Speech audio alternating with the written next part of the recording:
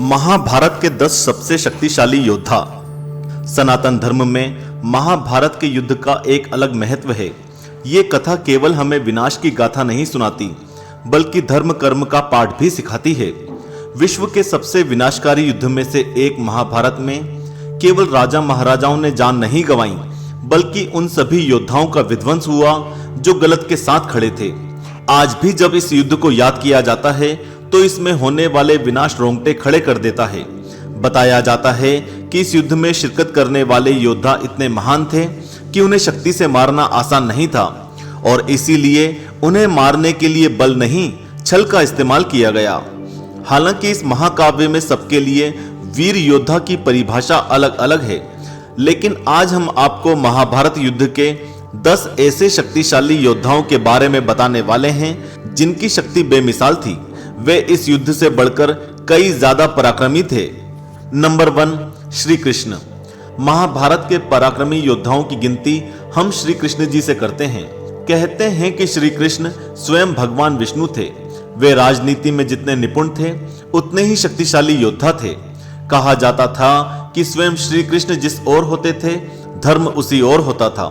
महाभारत के युद्ध में शस्त्र न उठाने का फैसला भगवान ने खुद किसी नीति के चलते लिया था, लेकिन यह भी सत्य है कि अगर वे महाभारत के युद्ध में शस्त्र उठाते तो यह युद्ध इतने दिन नहीं चल पाता।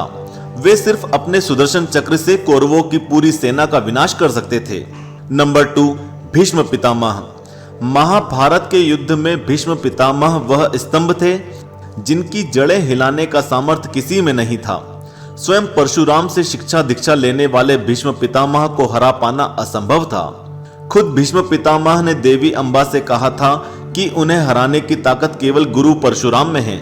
इससे पता चलता है कि महाभारत के युद्ध में अगर पितामह के सामने शिखंडी को नहीं लाया जाता तो भीष्म पितामह के हाथों कौरवों की विजय निश्चित थी।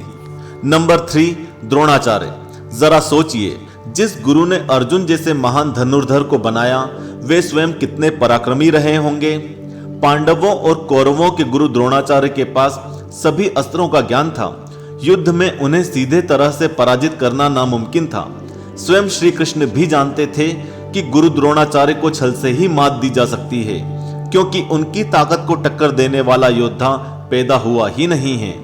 नंबर 4, कर्ण। हालांकि महाभारत में सर्वश्रेष्ठ धनुर्धर का दर्जा अर्जुन को जरूर दिया जाता है, लेकिन यह बात स्वयं श्री कृष्ण भी जानते थे कि कर्ण का सामर्थ्य अर्जुन से ज्यादा था। श्री कृष्ण ने कभी इस बात को भले ही उजागर नहीं होने दिया, लेकिन वे जानते थे कि कर्ण स्वयं सूर्य नारायण का प्रसाद थे। वे एक शक्तिशाली धनुर्धर तो थे ही, साथ ही उन्हें सूर्य भगवान से दिव्य कवच कुंडल भी प्रदान थे, जिसके साथ उन्हें हरा पाना नामुमकिन था। कर्ण का सामर्थ्य इतना ज्यादा था कि दान में उनसे कवच कुंडल लेने के बाद भी रणभूमि में उन्हें छल से ही हराया गया। नंबर 5, अर्जुन। महाभारत में श्री कृष्ण जिस योद्धा के सारथी बने वे अर्जुन थे। कहते हैं कि अर्जुन को कई अस्त्रों का ज्ञान था, लेकिन वे सबसे बेमिसाल धनुर्धर थे। उनका निशाना कभी नहीं चूकता था। अपने निशाने की वजह से ही वे कठिन परीक्षा जीतकर द्रौपदी को जीत पाए थे। अर्जुन ही वो योद्धा थे जिन्हें कृष्ण ने अपना विराट रूप दिखाया था और गीता सार भी सुनाया था। नंबर 6, भीम। अगर अर्जुन धनुर्विद्या में सर्वश्रेष्ठ थे तो बल में भीमसेन का कोई जवाब नहीं था। कहते हैं कि ये उस समय के सबसे बलशाली योद्धा थे। मल्ल युद्ध में उन्हें हरा पाना काफी मुश्किल था। महाभारत से पहले भी उन्होंने मल्ल युद्ध में कीचक से लेकर हिडिंब, किरमारा, वका, जरासन जैसे कई वीर योद्धाओं का वध किया था। मल्ल युद्ध के अलावा भीम को गदा युद्ध में भी सर्वश्रेष्ठ शिक्षा प्राप्त थी। नंबर 7, अभिमन्यु। अर्जुन के पुत्र अभिमन्यु एक असाधारण योद्धा थे। कहा जाता है कि वे अपनी माता के गर्भ से ही चक्रव्यूह भेदने का ज्ञान लेकर पैदा हुए थे। उनके अंदर अर्जुन के समान ही धनुर्विद्या का ज्ञान था। खुद श्री कृष्ण और बलराम ने उन्हें अस्त्रों की शिक्षा दी थी। मात्र 16 साल की उम्र में अभिमन्यु ने महाभारत में वो पराक्रम दिखाया जो बड़े से बड़े योद्धाओं के बस की बात नहीं थी। सभी शस्त्रों में पारंगत होने की वजह से सभी कौरव भी मिलकर उन्हें अकेले नहीं हरा सकते थे। इसीलिए उन्होंने छल से एक 16 साल के बालक पर शस्त्र चलाए थे। नंबर 8, अश्वत्थामा। गुरु द्रोणाचार्य के पुत्र अश्वत्थामा भी एक महान योद्धा थे। उनका अस्त्र बल अच्छा था और युद्ध कला में भी वे पारंगत थे, लेकिन महाभारत युद्ध के दौरान उन्होंने कई ऐसे पाप किए जिसके कारण उन्हें श्री कृष्ण के श्राप का भोगी बनना पड़ा।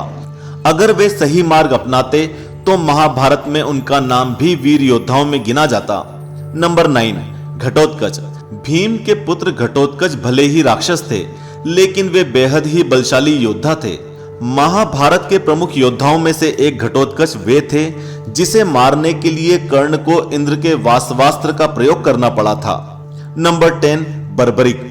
ये नाम भले ही आपके लिए नया हो, लेकिन आपको बता दें कि बर्बरिक वे योद्धा थे जो केवल 3 बाण के बल पर ही कौरवों और पांडवों की पूरी सेना को समाप्त कर सकते थे। लेकिन उन्होंने किसी एक पक्ष से युद्ध लड़ने के बजाय एक मार्ग अपनाया। वे एक पीपल के वृक्ष के नीचे खड़े हो गए और ये घोषणा कर डाली कि मैं उस पक्ष की तरफ से लड़ूंगा जो हार रहा होगा।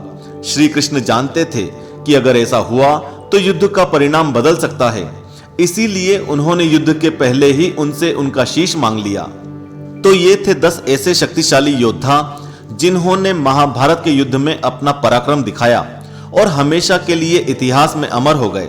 आज भी जब इस महाकाव्य को याद किया जाता है तो इन वीर योद्धाओं का जिक्र जरूर होता है।